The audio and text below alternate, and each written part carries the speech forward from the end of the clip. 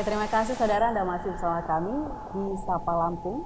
Kali ini masih bersama dengan Mbak Fathihatul Khairiyah, Ketua Bawaslu Provinsi Lampung. Kita berbicara soal, tadi kita sudah berbicara soal potensi di beberapa wilayah yang memang dianggap atau kita fokuskan untuk lebih diberikan perhatian khusus, begitu Mbak. Dan kemudian sebenarnya apa aja sih yang tidak boleh dilakukan atau sejauh ini apa edukasi dari Bawaslu untuk masyarakat, terutama untuk para ASN begitu ya? Silakan.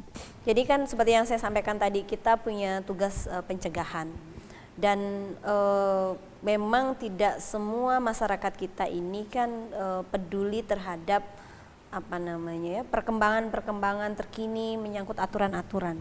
Jangankan masyarakat biasa, ASN saja yang sudah menempati strata tinggi begitu di dalam struktur masyarakat kita, itu bayangin orang tua kita itu selalu bermimpi anaknya menjadi PNS kan gitu. Nah, karena memang stratanya ini kan sudah pada strata yang tinggi lah gitu, sehingga mestinya itu mereka paham aturan. Seharusnya mereka paham. Ya, seharusnya mereka paham. Tapi banyak yang kita temukan itu mereka nggak tahu gitu terhadap bahwa mereka benar-benar tidak tahu atau memang mereka sudah ya, tahu. ada yang pura-pura nggak tahu, ada yang masa iya sih begini aja nggak boleh gitu.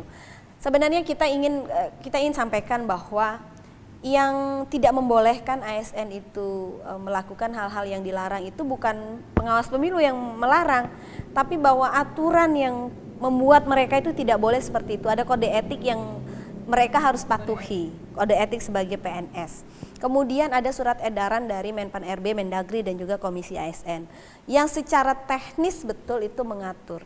Nggak boleh selfie dengan paslon. Oke, satu tidak boleh selfie dengan pasangan dengan calon, menunjukkan simbol-simbol, ya kan?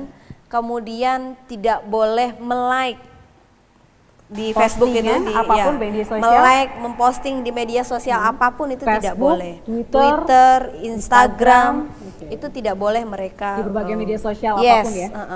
Kemudian mereka tidak boleh hadir deklarasi, mereka tidak boleh ikut kampanye. Jadi banyak sekali yang tidak membolehkan ASN itu untuk terlibat secara aktif di dalam dunia politik. Kan ya jangan salahkan kami begitu, karena kan memang kami juga ketika misalkan kami harus ngapain sih Bawaslu kok usil banget ngurusin status itu, gitu kan? Sampai status-status di Facebook mesti kita urusin gitu. Sebenarnya kita nggak mau juga, tapi aturan kemudian yang harus membuat kita melakukan pengawasan juga di media sosial terhadap itu. Dan langkah-langkah sebenarnya sudah kita lakukan sebelum penetapan pasangan calon. Kita itu sudah bersurat kepada semua kepala daerah di Provinsi Lampung, kemudian juga di tingkat provinsi. Panwas kita juga kita instruksikan memberikan surat juga terkait dengan larangan-larangan yang tidak dibolehkan oleh ASN pada masa pemilihan kepala daerah sampai dengan tingkat camat dan kepala desa. Artinya sudah ada edaran sebelumnya. Yes, secara pengawasan layar sudah kita lakukan gitu. Pencegahan secara surat itu sudah kita layangkan.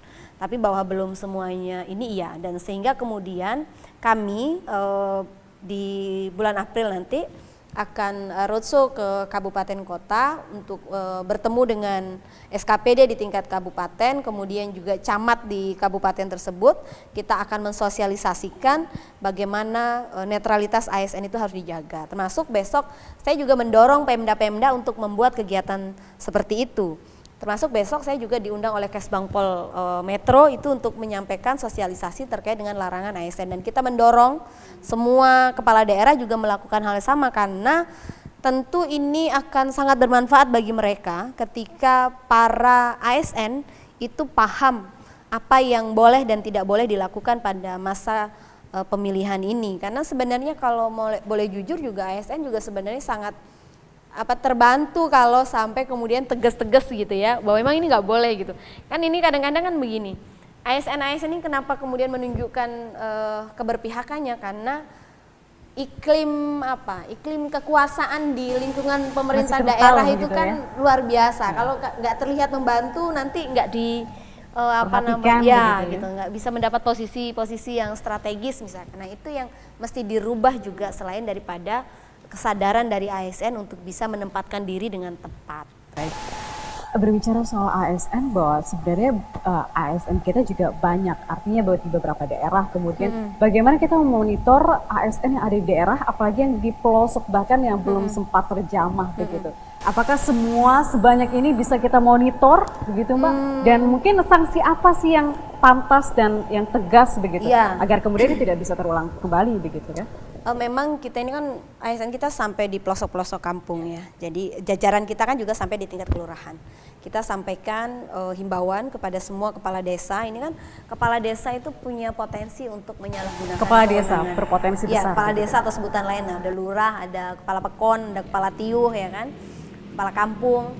Nah, kita memastikan bahwa mereka ini paham terhadap aturan. Ada 2 sanksi yang bisa dikenakan kepada pejabat ASN yang melakukan keberpihakan. Ada sanksi pidana, juga ada sanksi etika, sanksi administrasi begitu ya. Pidana itu bagi pejabat ASN, misalkan kepala dinas, camat. Apa sanksi tegasnya? Pidana, bisa terbidana, bisa dipenjara mereka kalau terbukti melakukan tindakan atau membuat keputusan yang menguntungkan atau merugikan pasangan calon. Contohnya, kepala desa misalkan memberikan keputusan bahwa tidak ada yang boleh masuk ke kampung saya kecuali paslon nomor 1 misalnya. Kemudian dia menghadiri kegiatan yang dilaksanakan oleh paslon nomor 1 saja, paslon nomor 2, nomor 3 tidak dihadiri, nomor 4 tidak dihadiri.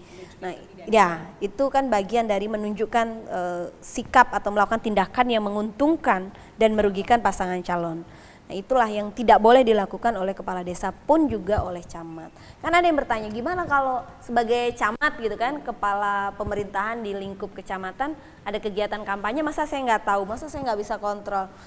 Tentu akan berbeda ketika kapasitasnya sebagai camat kemudian memantau kegiatan dengan dia hadir menjadi peserta kegiatan, tentu berbeda.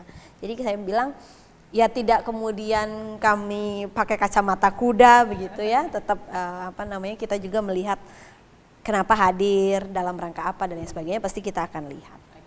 Baik Mbak, sekali lagi kita akan sambung lagi nanti, tapi setelah pariwara berikut ini tetaplah di Sapa Lampung.